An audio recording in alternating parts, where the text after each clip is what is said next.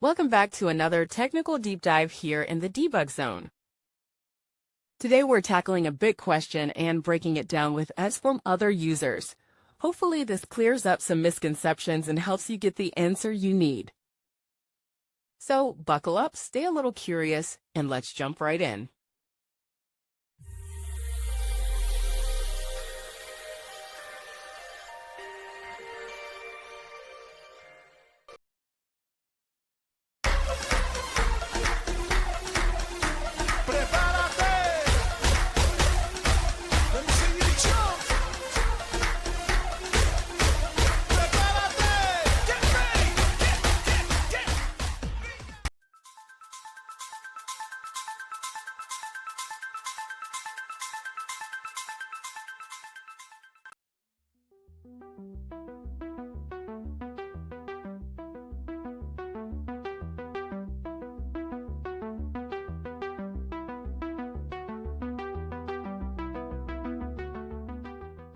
And that's a wrap.